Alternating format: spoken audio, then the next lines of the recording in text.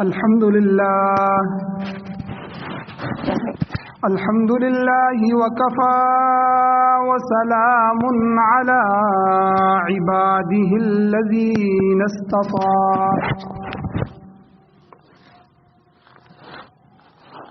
أما بعد فأعوذ بالله من الشيطان الرجيم بسم الله الرحمن الرحيم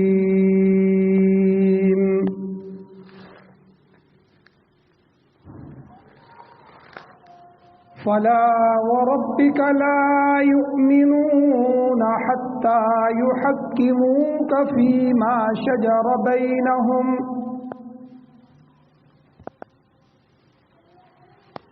ثم لا يجدوا في أنفسهم خرجا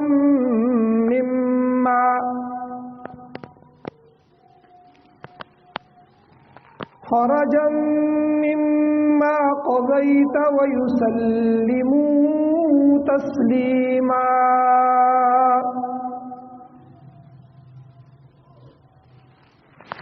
وقال الله تبارك وتعالى في مقام آخر: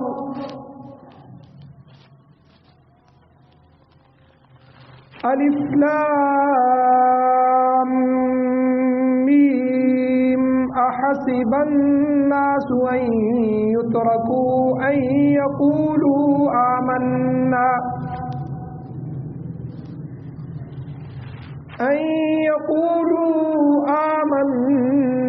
وهم لا يفتنون.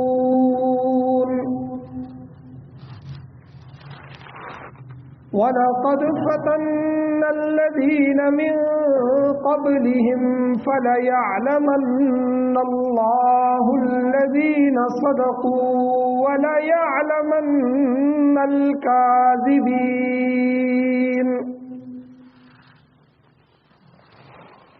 أَمْ حَسِبَ الَّذِينَ يَعْمَلُونَ السَّيِّئَاتِ أَن يَسْبِقُونَا ساء ما يحكمون. وقال النبي صلى الله تعالى عليه وسلم: لا يؤمن أحدكم حتى أكون أحب إليه من والده وولده والناس أجمعين.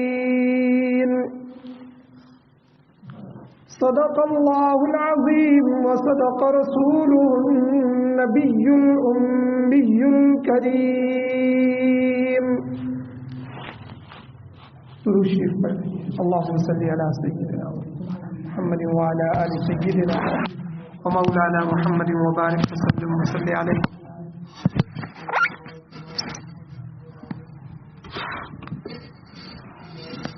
میرے واجب الاحترام، میرے بزرگوں، دوستوں، نوجوان ساتھیوں،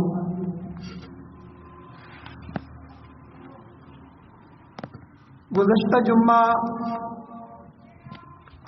نبی علیہ الصلوۃ والسلام کی بعثت، آپ کا نبی بنایا جانا، آپ کا مبعوث فرمایا جانا، اور اس امت کے لیے، میرے لیے، آپ کے لیے اللہ کے نبی صلی اللہ علیہ وسلم کتنا بڑا انعام ہے، کتنی بڑی نعمت ہے، اس پر گفتگو ہوئی اور یہ ذکر کیا گیا کہ اللہ کی جتنی بڑی نعمت ہوتی ہے اس کا حق بھی ادا تب ہوتا ہے کہ اتنا ہی بڑا شکر ادا کیا. تو حضور صلی اللہ علیہ وسلم کے بے شمار حقوق ہیں، لیکن ان کو اگر جمع کیا جائے، اکٹھا کیا جائے، سمویا جائے تو 3 حقوق بنتے ہیں: محبت رسول، عقیدت رسول، اطاعت رسول. محبت رسول کی بات گزشتہ جمعہ ہو چکی ہے.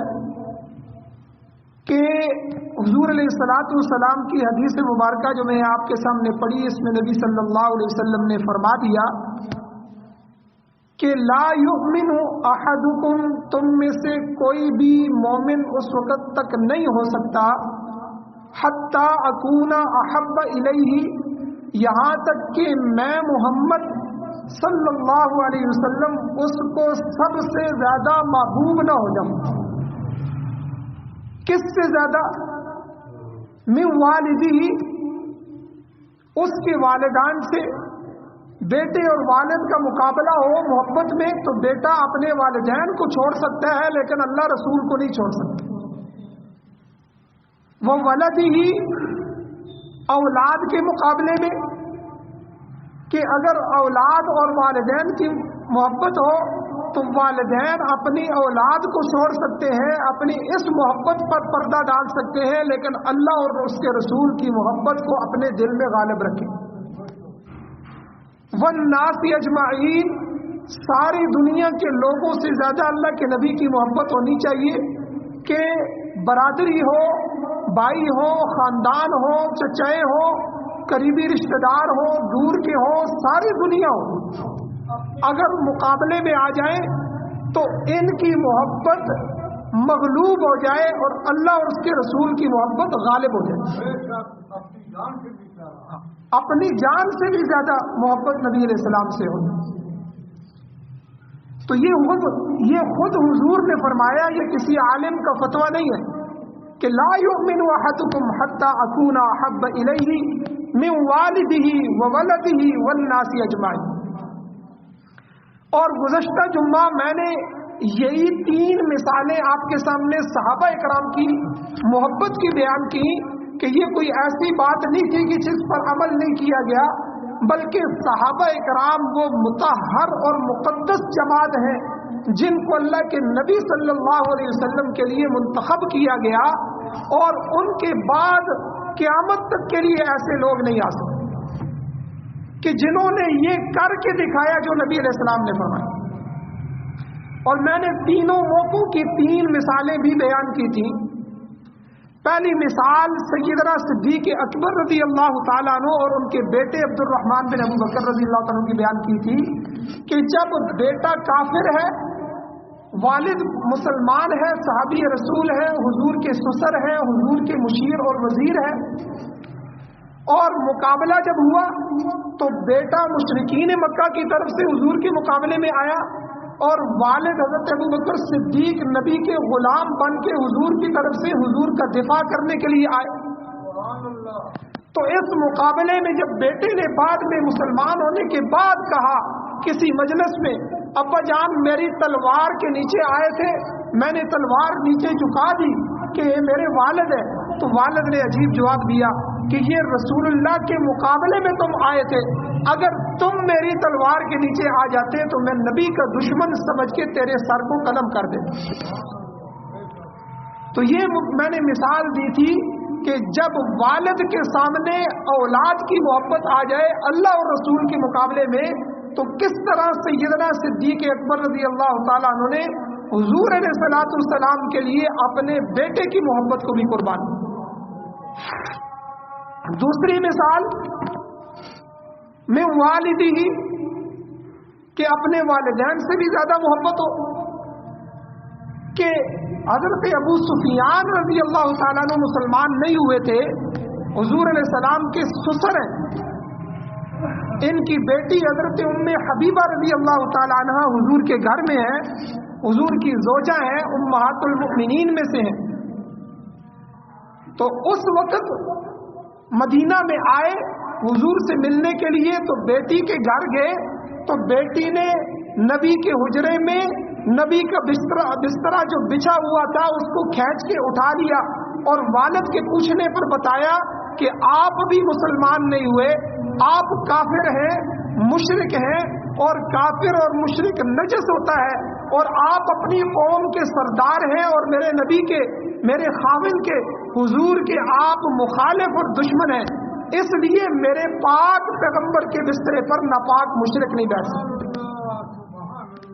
تو یہ دوسری مثال میں نے ذکر کی تھی کہ جب اولاد اور والدین کا مقابلہ ہو جائے تو اولاد اگر مومن ہے تو اپنے والدین کا احترام اپنی جگہ، ان کو بٹھانا اپنی جگہ، ان کا اکرام کرنا اپنی جگہ، لیکن اللہ اور اس کے رسول کے مقابلے میں کبھی بھی ان کی محبت غالب نہیں آنی چاہیے۔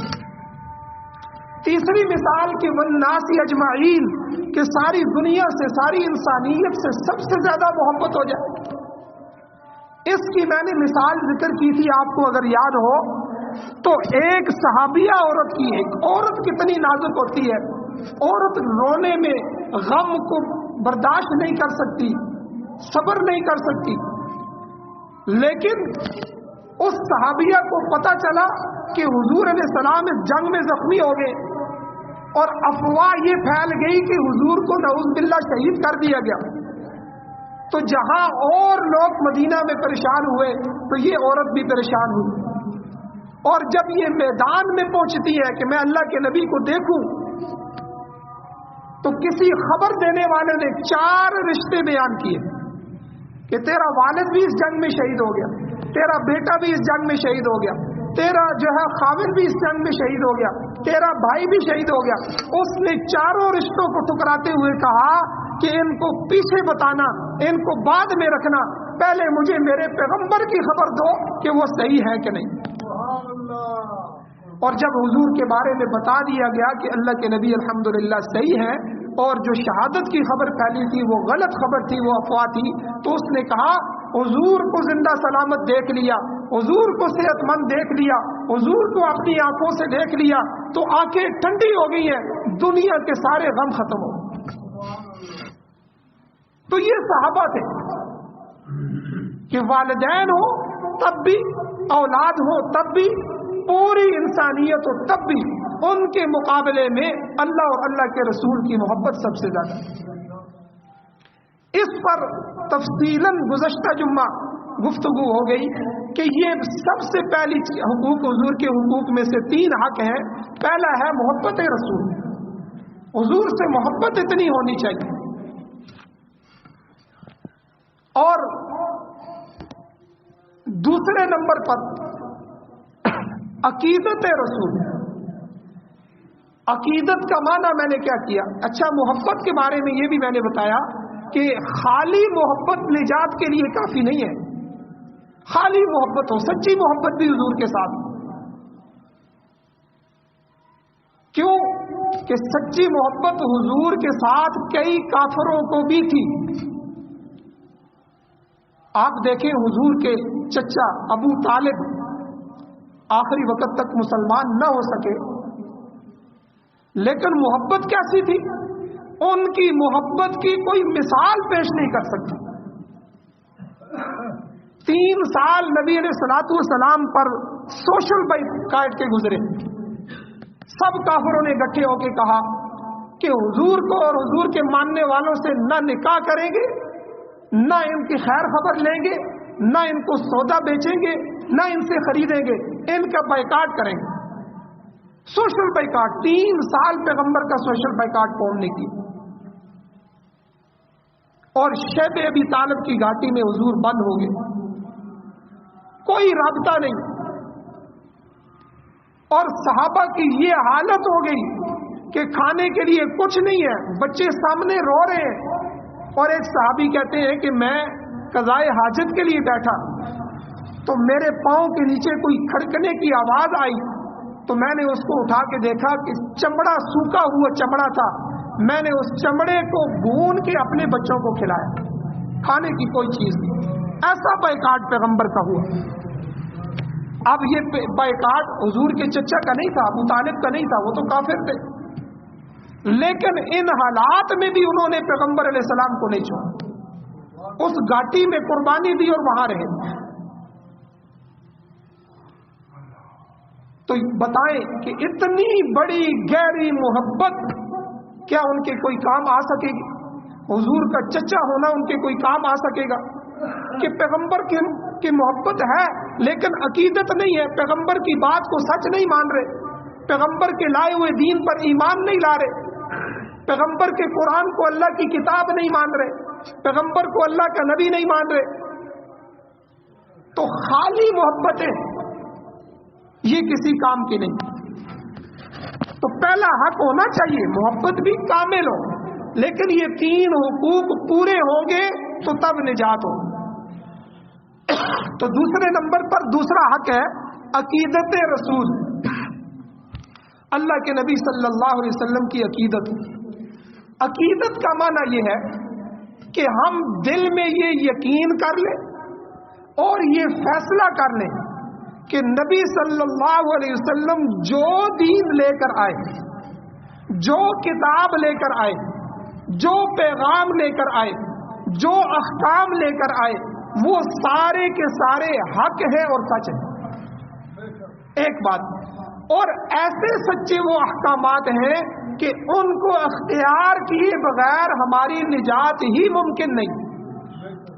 اس کو کہتے ہیں عقیدت، کہ دل کی گہرائیوں سے پیغمبر اور پیغمبر کی ہر بات پر ایمان لانا.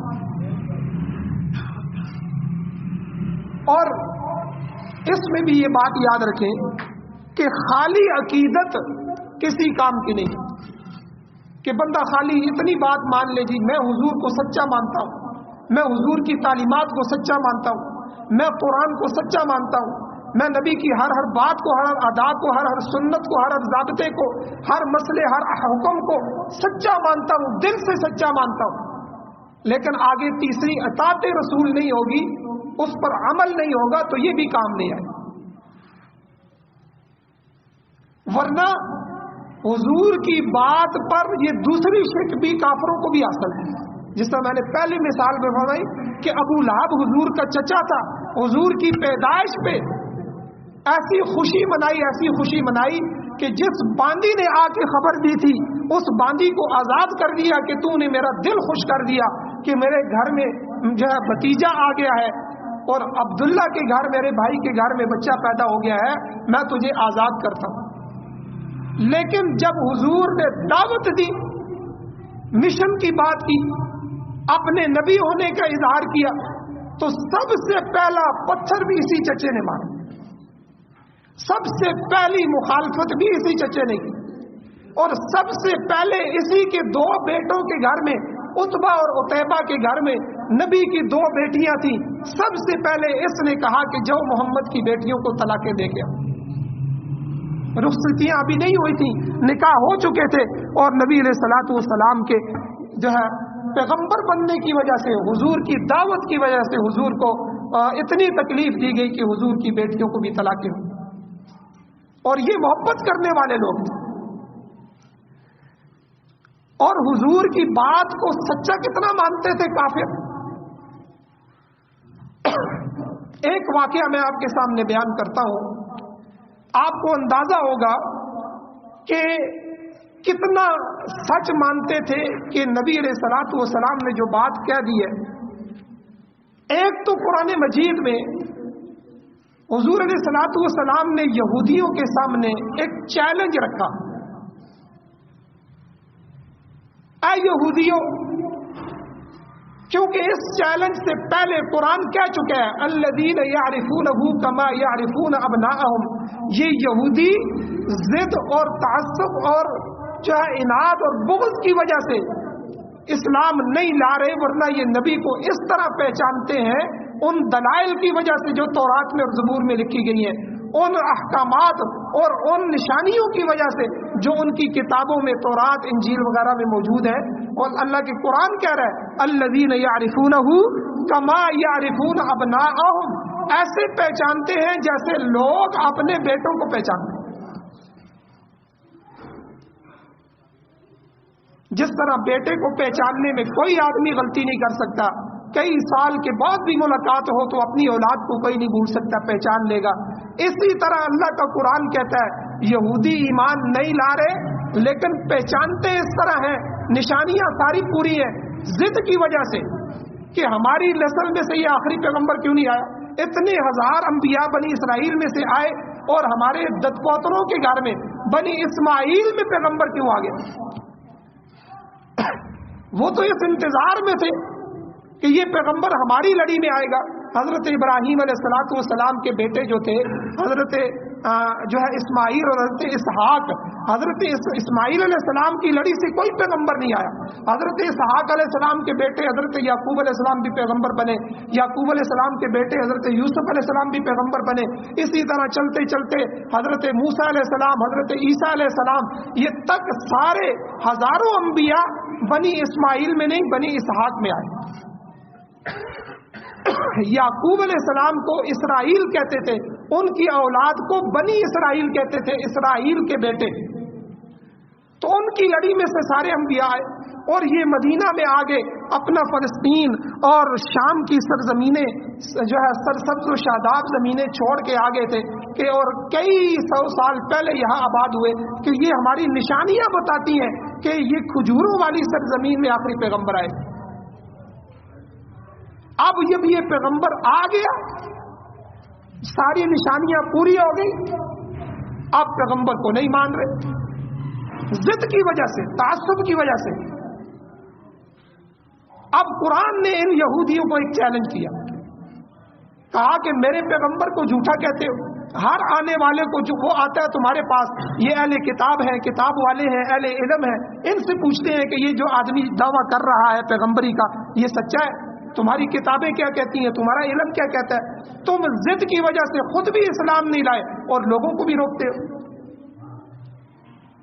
अगर तुम अपनी बात में सच्चे हो तो कुरान ने कहा कि तुम मौत की तमन्ना करो, तुम तमन्ना करो। हालांकि ये कोई इतना मुश्किल चैलेंज तो नहीं है। मेरा दुश्मन कोई मुझे कहे, अगर वाकई कोई हुजूर को नहीं मानता और काफिर है, हम उसको चैलेंज करते हैं कि भाई हमारे नबी सच्चे नबी हैं, तो तुम मौत की तमन्ना करो अगर कहते हैं ये सच्चे नहीं है। ये तो इतनी आसान सी बात थी, लेकिन कुरान कहता है वलन यतमन्नौहु अबदा, कि वो कभी भी मौत की तमन्ना नहीं करेंगे। और ऐसा ही हुआ। ये कुरान का चैलेंज हुजूर की जिंदगी तक बाकी रहा और आज भी बाकी है।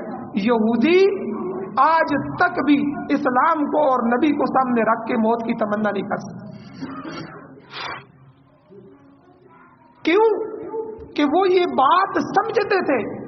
कुरान झूठी किताब तो नहीं, कुरान कह रहा है यारिफूनहु कमा यारिफून अबनाहुम, ये पहचानते हैं कि ये अल्लाह का आखिरी नबी है, जैसे अपने बेटों को पहचानते हैं।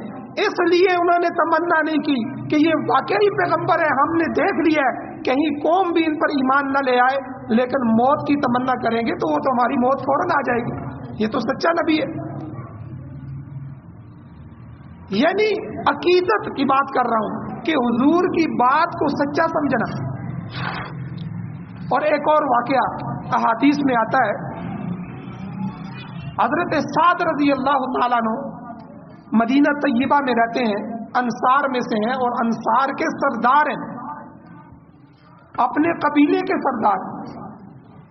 इनका मामूल ये था इस्लाम से पहले भी, जब ये मक्का आते, मदीना से मक्का आते, तो उमैया बिन खल्फ जो इस्लाम का सबसे बड़ा दुश्मन था, उसके दोस्त थे, उसके यहां ठहरते, उसके साथ ताल्लुकात थे, दोस्ती थी, याराना था।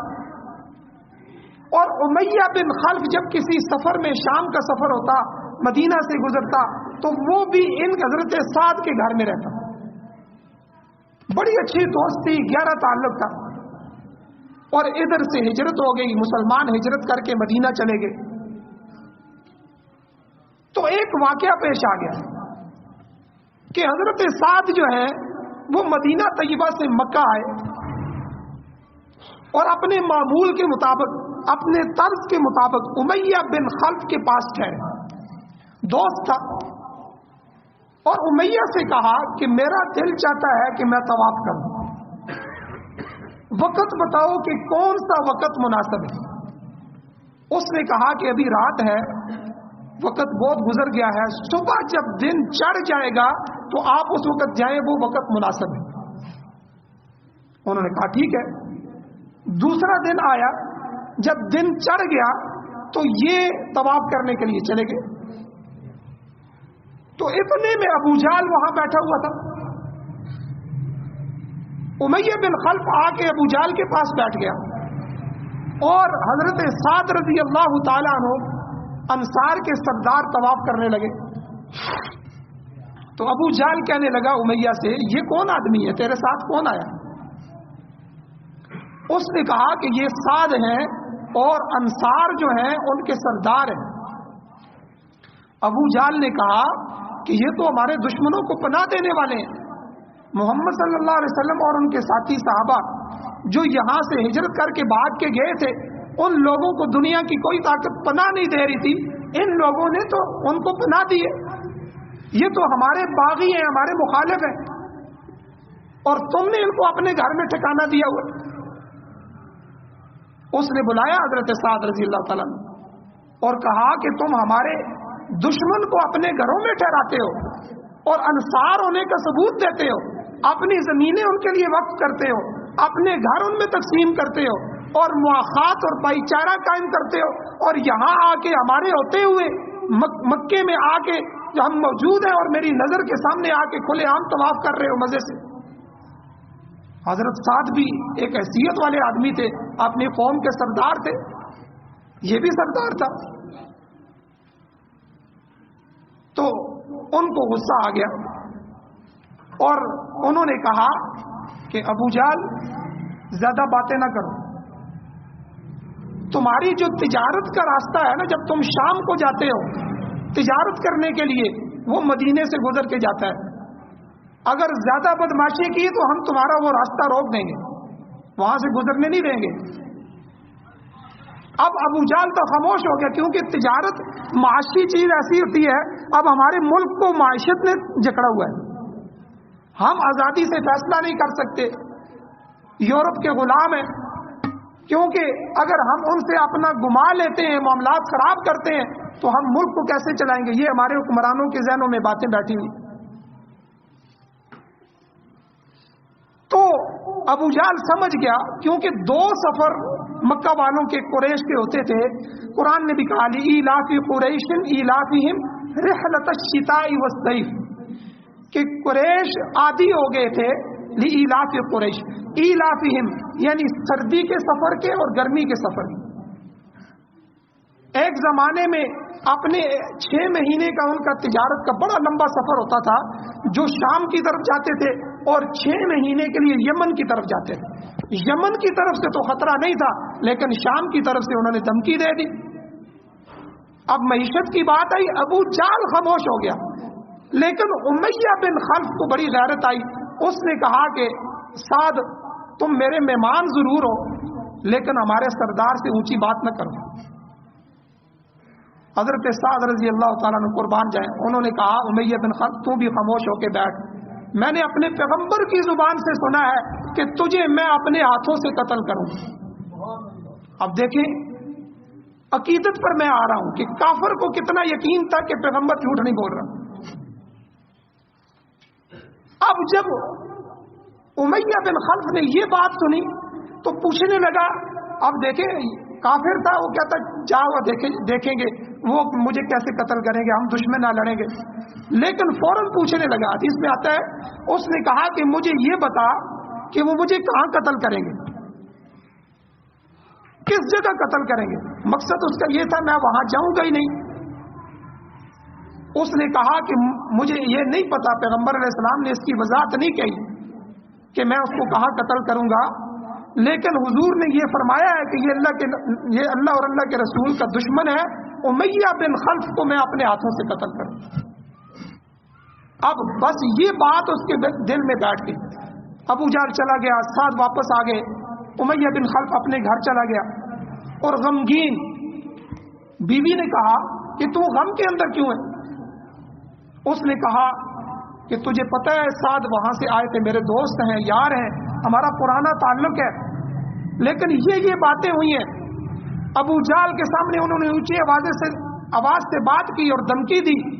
تو میں نے جب ان کو یہ باتیں کہی تو انہوں نے مجھے کہا کہ پیغمبر اسلام صلی اللہ علیہ وسلم نے خود فرمایا کہ میں تجھے اپنے ہاتھ سے قتل کروں.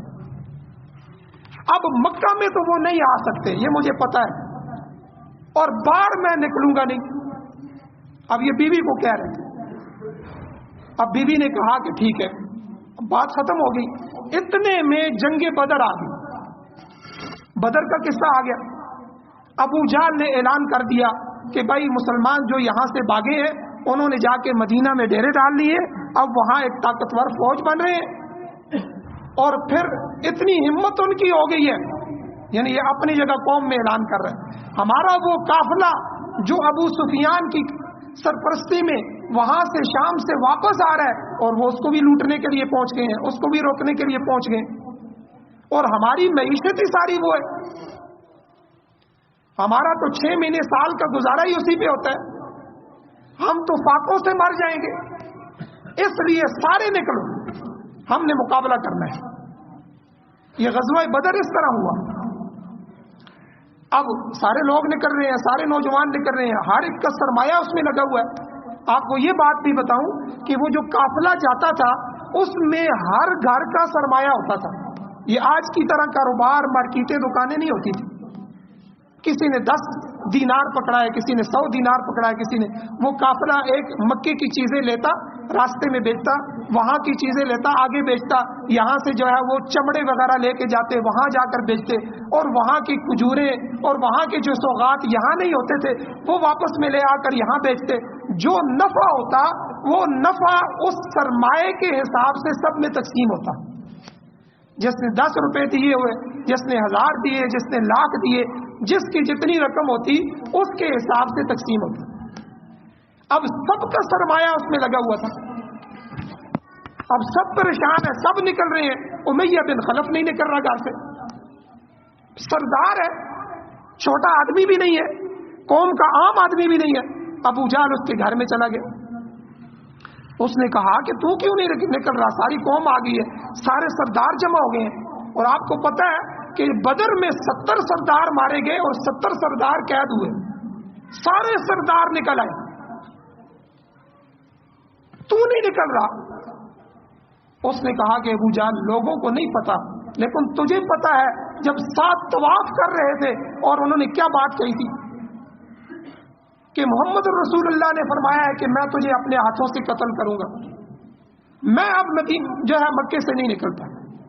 ابو جہل نے کہا کہ اس طرح ہے کہ لوگوں کے حوصلے پست ہو جائیں گے، دیکھو سردار خود گھروں میں بیٹھ گئے ہیں اور ہمیں نکال رہے ہیں، فوج کا مورال گر جائے گا، جو کپتان ہوتا ہے، جو چیف ہوتا ہے، وہ اس طرح کی باتیں کرے تو نیچے فوجیوں کے مورال گر جاتے ہیں، تو سارے لوگ حوصلے سے جا رہے ہیں، تم نہیں نکلو گے تو ان کے حوصلے پست ہوں گے، چل تمہیں میں ایک مشورہ دیتا ہوں، تم یہاں سے نکلو اور راستے میں سے میں کوئی ترکیب ایسی بناؤں گا، بیماری کا کوئی ایسی چکر چلاؤں گا کہ تم واپس آ جاؤ۔ لیکن اللہ نے حضور کے قدموں میں اس کو پہنچانا تھا، اب جب نکلا تو پھر واپس نہیں آ سکا، اور پھر باقی آپ فضائل اعمال میں وہ قصہ سنتے رہتے ہیں کہ یہ بدر میں گھوڑا دوڑاتا تھا اور بدر میں کہتا تھا کہ آج محمد رسول اللہ کو اگر میں نے قتل نہ کیا تو وہ مجھے قتل کر دیں، وہ کدھر ہے، میں ان کو قتل کرنا چاہتا ہوں۔ اور پھر ایک موقع ایسا آیا کہ یہ جو ہے تلوار لے کے اس نے جب رسول اللہ کو دیکھا تو بھاگ کے حضور کی طرف آیا، تو صحابہ پڑے، حضور نے ان کو روک دیا، چھوڑ دو، اور ایک صحابی سے نیزہ لیا اور نیزہ حضور نے اس کو مارا۔ اچھا وہ نیزہ اس کے آر پار نہیں ہوا، کچھ بھی نہیں ہوا، ادھر گلے میں اس کی خراش آ گئی۔ اب خراش جب آئی تو بیں بیں کرنے لگا، رونے لگا، چیخنے لگا۔ سردار آگے، ابو جہل آ گیا، اس کو غیرت دلائی، بھئی چھوٹے سے اتنے بڑے بڑے زخم ہم کو لگتے ہیں، بازو کٹ جاتے ہیں، ہم نے کبھی وفیلا نہیں کیا۔ کیا جواب دیتا ہے امیہ بن خلف؟ اس نے کہا تمہیں پتہ ہے کہ یہ کس کی مار ہے؟ یہ محمد الرسول اللہ کی مار ہے۔ اور اس نے کہا کہ اپنے بتوں کا نام لے کے کہا مجھے اپنے حبل اور لات و عزا کی قسم، جس دن سے محمد الرسول اللہ نے کہا تھا کہ میں اس کو قتل کروں گا، اگر اس کے بعد سے وہ مجھ پر تھوک بھی دیتے تو میں پھر بھی مر جاتا۔ اب دیکھیں اتنا یقین تھا حضور کی بات پہ کہ جو بات کہہ رہے ہیں سچے ہیں، لیکن مانتے نہیں تھے کہ ہم سردار ہیں، مان لیں گے تو حضور کے غلام بننا پڑے گا۔ بھائی ظاہر بات ہے جس کی جو حیثیت تھی، جب حضور کو مانا تو حضور کے سامنے اپنی حیثیتیں ختم کرنی ہوگی۔ ابو بکر تاجر تھے، کتنی دکانیں تھیں. نبی علیہ الصلوۃ والسلام تو غریب تھے، پیدا ہوئے تو والد دنیا سے جا چکے تھے، اور پھر والدہ 6 سال کے بچے تھے تو والدہ بھی چلی گئی، یتیم ہو گئے دونوں طرف سے. پھر 6 سال کے بچے کے سر پہ دادا نے شفقت کا ہاتھ رکھا، پھر دادا بھی 8 سال کے پہنچے تو دادا بھی فوت ہو گئے. پھر ابو طالب جو چچا تھے آخری زندگی کے سانسوں تک انہوں نے پالا، کوئی ظاہری سہارا نہیں تھا، سردار ہونا تو دور کی بات. لیکن ابو بکر تاجر تھے اور سب کچھ تھا، لیکن جب اسلام لائے تو آ کے حضور کے قدموں میں گر کے نوکر بن گئے، اپنی حیثیت کو گرا دیا. تو عمر اپنی جگہ سردار تھے، قتل کرنے کی نیت سے آئے، لیکن جب حضور کے غلام بنے تو حضور کے ادنا نوکر بن گئے. اور یہ جو سردار تھے یہ اس بات کو ماننے کے لیے تیار نہیں تھے کہ یہ نبوت کا دعویٰ کر رہے ہیں، اور اگر ہم نے ان کو مان لیا تو پھر ہمیں سرداری چھوڑنی پڑے گی اور یہ سب کچھ ہم سے چھوٹ جائے گا. اب اتنا یقین رکھنے کے باوجود بھی نبی علیہ الصلوۃ والسلام پر ایمان نہیں لائے، اور پھر آخر حدیث میں آتا ہے کہ وہ اس طرح چیخنے لگا کہ جس طرح بیل کی آواز ہوتی ہے، اور پھر وہ مر گیا. تو کافر بھی حضور کی بات کی لاج رکھتے تھے، ان کو سچا سمجھتے، اور ہم آج اسلام کو سچا سمجھنے کے لیے تیار نہیں. ہم حضور کی تعلیمات سے نفرت کرتے ہیں، پردے سے نفرت کرتے ہیں، داڑھی سے نفرت کرتے ہیں، دین سے نفرت کرتے ہیں، علماء سے نفرت کرتے ہیں، بیٹھ کے کھانے سے نفرت کرتے ہیں. یہ بڑے لوگ کیا کہیں گے، یہ جہنمی لوگ کیا کہیں گے، یورپ والے کیا کہیں گے. نبی کے طریقے کے مقابلے میں جب ان کا طریقہ آتا ہے تو ہم اپنے پیغمبر کے طریقے کو نفرت کا اظہار کرتے ہوئے چھوڑ دیتے ہیں اور ان کے طریقوں کو گلے سے لگا لیتے ہیں. ہمیں حضور کے دین پر کتنا اعتماد ہے. تو میرے بھائیوں، ایک تو حضور کا حق کیا ہے، محبت رسول. میں نے اس کی ساری مثالیں آپ کے سامنے رکھ دی کہ محبت اتنی ہو کہ حضور نے خود فرمایا کہ لا یؤمن احدکم حتی اکون احب الیہ من والدہ وولدہ والناس اجمعین.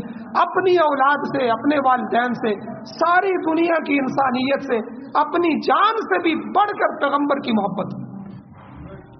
اور عقیدت اتنی ہو کہ جتنا یہ کافر یقین رکھ رہا ہے کہ پیغمبر نے کہہ دیا کہ میں اپنے ہاتھ سے ماروں گا، اور یہودی یقین رکھ رہے ہیں کہ ہمیں موت کا چیلنج دیا گیا ہے کہ موت کی تمنا کرو، اس کے باوجود نہیں کر رہے کہ کریں گے تو یہ سچے پیغمبر ہیں، مارے جائیں گے.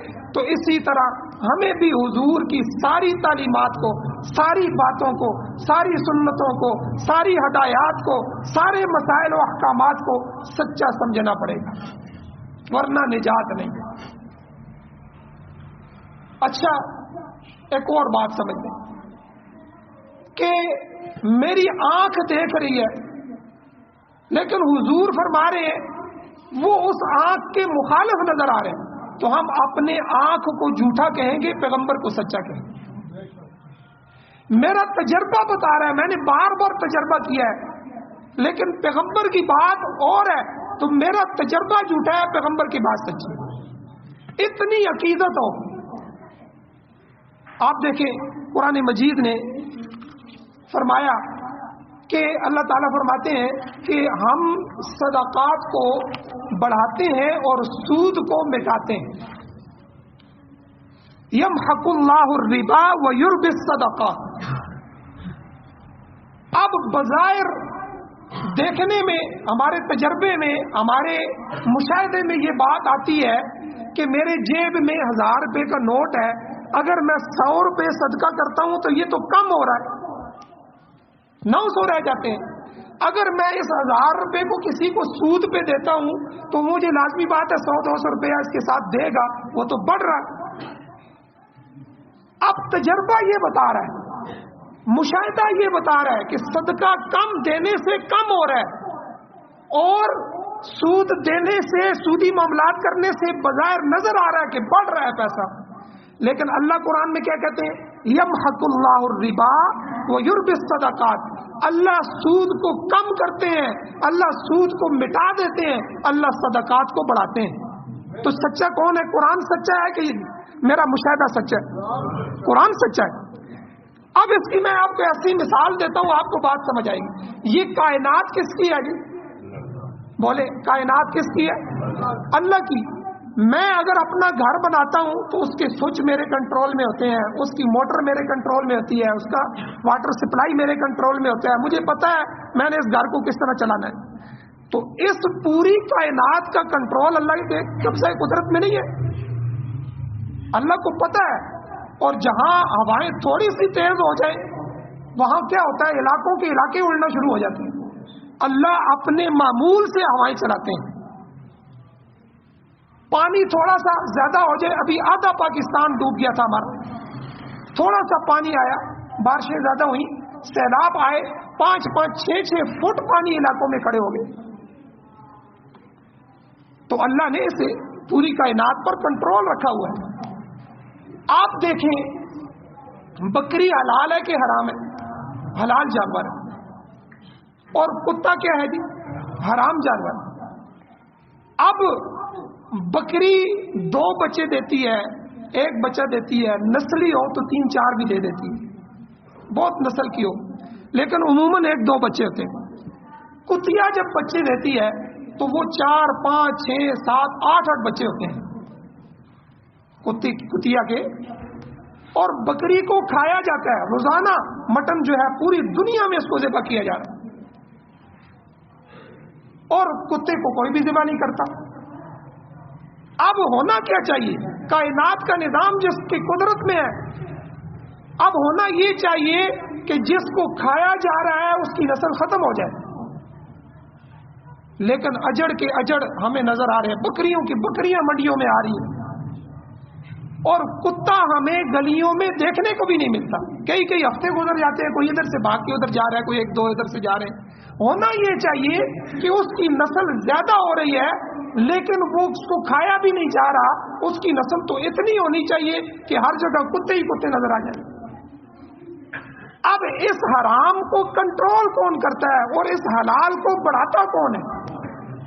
میرے کمپیوٹر، میرے کیلکولیٹر، میری مشینیں، ہر چیز یہاں فیل ہو جائے گی، اللہ کا نظام غالب آ جائے گا۔ اللہ اسی طرح ہمیں نظر آ رہا ہے کہ سود دینے لینے سے بڑھ رہا ہے، صدقہ لینے دینے سے کم ہو رہا ہے، لیکن اللہ نے کیا دیا؟ یمحق اللہ الربا ویربی الصدقات، اللہ سود کو مٹاتے ہیں اور صدقے کو بڑھاتے ہیں۔ تو میرے مشاہدے غلط ہو سکتے ہیں، دنیا غلط ہو سکتی ہے، میرے اندازے غلط ہو سکتے ہیں، تبصرے کرنے والوں کے تبصرے، تجزیہ نگاروں کے تجزیے غلط ہو سکتے ہیں، حکومتوں کے پروگرام غلط ہو سکتے ہیں، ساری دنیا کے نظام غلط ہو سکتے ہیں، میرے رب کا فرمان اور میرے نبی کی احادیث اور فرمان سچے ہیں۔ یہ عقیدت ہے کہ میری عقل تسلیم کرے نہ کرے، میری آنکھ دیکھے نہ دیکھے، لیکن میرے پیغمبر نے سچ فرمایا۔ تو میرے بھائیوں، یہ دوسرا حق ہے جو میں نے آپ کے سامنے بیان فرمایا، محبت رسول بھی ہو، عقیدت رسول بھی ہو، اور تیسری ہے اطاعت رسول، انشاءاللہ اگلے جمعہ بیان کیا جائے گا۔ تو خالی محبت بھی کسی کام کی نہیں ہے، سچی محبت ہو، خالی محبت، جب تک عقیدت نہ ہو، اور خالی محبت اور خالی عقیدت کی کوئی کام نہیں آئے گی، اس میں کوئی نجات نہیں ہے جب تک اطاعت رسول نہ ہو۔ اللہ تعالیٰ سے دعا ہے اللہ ہمیں عمل کی توفیق عطا فرمائے، ربیع الاول کی مناسبت سے نبی علیہ الصلوۃ والسلام کی سیرت کو سمجھنے اور آپ علیہ السلام کے کردار کو اپنانے کی توفیق عطا فرمائے۔